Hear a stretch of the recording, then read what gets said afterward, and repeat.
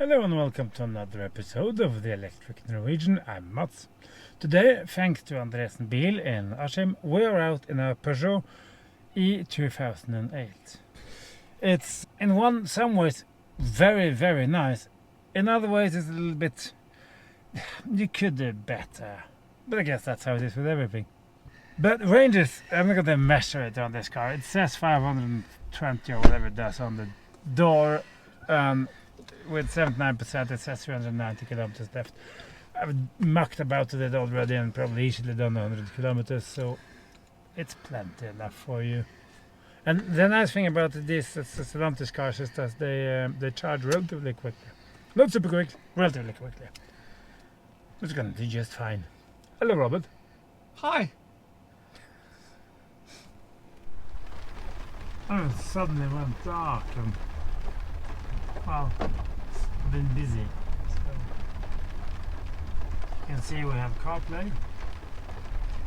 We have this here, the iPanel or iTouch or whatever they call it. I was planning to say this is crap because it's a touch panel, it's useless, but it actually isn't. You have two rows here of hotkeys. Maybe they can be changed. I don't know. I haven't gone that hard into it. But you have your CarPlay here, your phone, your nav, everything, and also your climate. And here you have ADAS and stuff. If you want to see the speed warning, go in ADAS, turn it off here, or you can go home here, push the car down there, go at the same place. No problem. All of the instruments here, they can be because there's no button. Normally you change your instruments with buttons on the steering wheel. There is no button for doing that here, which is frustrating because then I haven't found a way to reset the trip meter either. So this is from the car was new. It had an average consumption of 181 watt hours. But I do like this screen.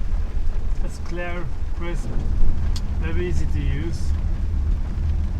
The app drawer here, you can go for instance, you have climate here. Seats, air quality, preheat and stuff. Okay. But I am running massage. Go on seats. That's just cool heating and cooling. There's no massage. Where's the massage function? Why isn't it that of the seats? Well, either you can do, there's a button on the side here, the big square button on the side of the steering wheel where you have your electric seats. The big square that controls the lumbar support, in the middle of that is a button. If you push that button, you come to another menu where you can adjust your side support so you can really hug you, and then you can turn your massage on, and you can also do your heating and ventilation. So there's two ways to do this. Or you can go to the app drawer here, go down and go to seats. So it's I like the fact that there's several ways to do the same thing. It's good. But there's this lack of, coherent ways of finding stuff. Other than that, you have your home here. You have different layers, and all of these can be customized. That's nice. And you have also the interior with the textile surfaces. It feels really nice. The doors also are pretty nice. The lower parts of the doors are just plastic, but that's okay. That's a no-touch area, so that's average. Price of this car is around 40 to 50,000 euros, I think, depending on the market. Sound system is supplied by Focal, and that sort of implies it should be good, and it is good. It's really good, but it's a little bit depending on what you feed it with. I feel sometimes it can be. It's not bad. It's just I don't know. Not as good as it maybe should have been. And also the seats here. They're incredibly comfortable. I don't see anything in this weather. I like the fact that when you just do this, the screen is mostly black, so it doesn't disturb you too much. On this thin rail here, you have your drive mode selector, and you have your wheel here for the volume, and it's just such a tactile, wonderfully mechanical feeling, really. And also you have a row of buttons here for the heated rear window and some climate control buttons. Also here you have your engine start and stop. I didn't know this car had an engine, but it apparently does. Also the same stupid gear selector that the Stellantis group has been using for years now. I don't really like it. It's small and dinky, and that's okay. But there's this button for P, for instance. Why isn't that here? Why isn't that just you push it up or you push it or it goes? I don't know. It's just not entirely logical. Also, you have your flappy paddles for the region, and that's one of the weak things. The weak things are slightly. Everything you do on the screen is a slight delay. The region is this is full region. It's not really good enough, and it doesn't go down to 0. So it's like, and in a Tesla or a BMW or a Nissan, the fine tuning of the electric drivetrain is just very, very good. Here it isn't. It's not nearly on the same level. The criticism like that, but it's a small technical one. If you haven't thought of it in your life, it's not going to bother you. Depending on what you come from, you're going to notice it. But it's a comfortable car. It's really nice to drive. You have about 230 horsepower or something and 350 newtons, so it's not quick. It's 0 to 100 kilometers in about 8.9 seconds, or 8.7 or whatever it is. So it's not a sports car, but that's okay. It's soft and it's comfy, and you have your massage going, and you have your tunes from your Peugeot sound system, and it's a pretty quiet car. Even at the motorway, you don't really notice if you're doing 60 or 80 kilometers or 100 or it doesn't really matter. It's really nice in that regard. Small steering wheel works very well, so it doesn't disturb your instruments. You sit. The instrument binnacle is so low that you easily see over it. It doesn't intervene with the view out on the road. Because but unlike the Model Y, for instance, the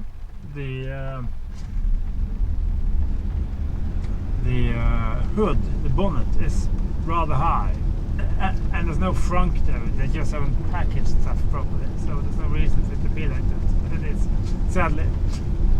Lights are they're okay. Space in the back seat. I'm tall, I'm long-legged, it's perfectly alright. In the Model Y, I can easily sit behind myself and still have plenty of space. In this car, I can't. I can just barely squeeze in. Of course, I can move the seat a little bit forward, so it's not an issue, it's just how it is. Of course, this is the top spec version with everything. So the average versions will not be quite as well. You don't have the massaging seats or the adjusting lumbar support or the Focal sound system or the lane keep. Maybe the lane keep is part of a package, so I don't understand why it's not just standard, but they have it. There's plenty of storage in the cabin. You have storage under the armrest here, and also storage under here. It's good. Like the ambient lighting. It's a pleasant, comfortable, long touring car. This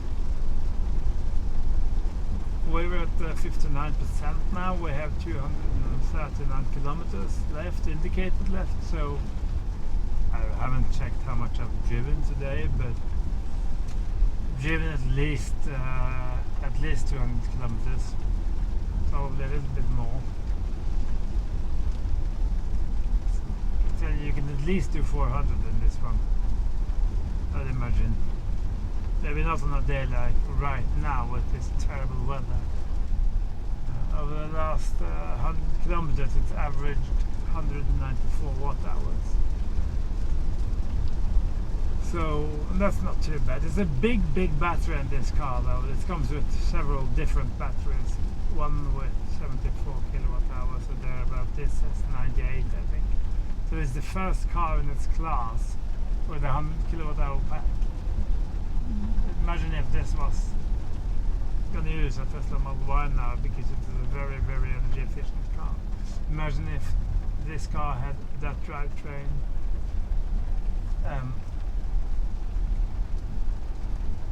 What the range you would be able to get out of 100 kilowatt hours. It's a very exciting thought, isn't it? Is it worth 50,000 euros? Well, I can't answer that. Really, it's up to you to answer, but yeah, I think it's definitely worth considering if you need a relatively spacious mid-size SUV. Also, the luggage compartment is 520 liters and it can pull 12 to 1300 kilos of trailer behind it. That's nice. There's not a lot. It's not like wow, but it covers a lot of use cases after all. So that's good. It's finally decent range, and the car was of a good size. No, I complain on the space in the back seat, for instance. Okay, yeah, that is true, but that is true for many other cars as well. So don't let that go against it. It's quick enough in the sense that once you're rolling, it's okay. I don't really lack for power very much at all.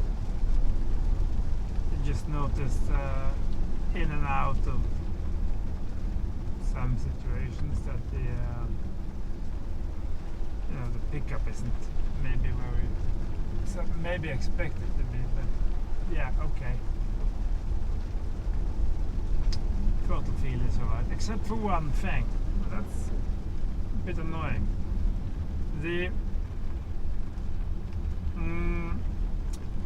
brake pedal now is wet.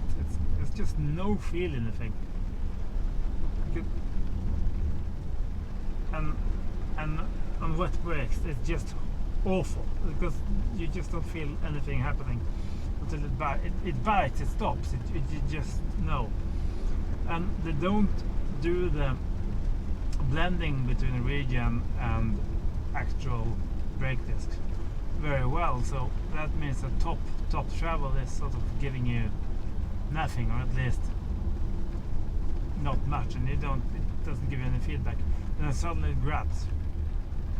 So yeah, the brakes are a bit notchy. Very nice car to drive. This is fairly quiet and very comfortable.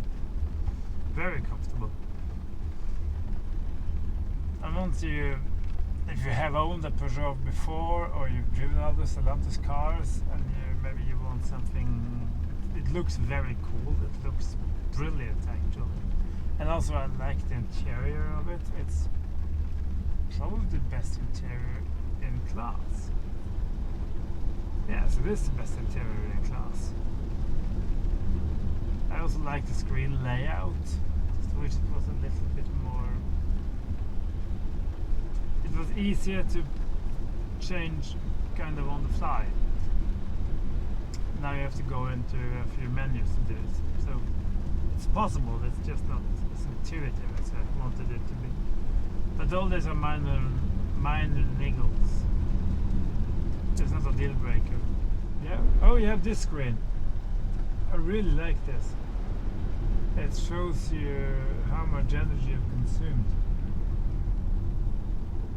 And it's really clever. It shows even how much you regen. Since I left home now, I have regen 4.1 kilowatt hours. I've used 16.7 kilowatt hours. And of that, 92% of it has gone into the electric motor. It's a pretty decent efficiency. 3% have been used to run the climate control, and 4% for everything else. Screens and ancillaries and whatever. So, yeah, don't freeze in your electric car, please. Don't. Just run the climate control. That's not breaking the bank. I have absolutely no idea what happened to the end of this video. Maybe I forgot to shoot it because it was a miserable evening, as you've seen. I am sorry about the sound quality in parts of the video. I wasn't aware of it at the time. It's just the best interior in this class, and also the biggest battery, and it has a very high comfort level. Definitely worth considering, even though it might be a little bit pricey. I don't know. It depends on your needs and all of that stuff.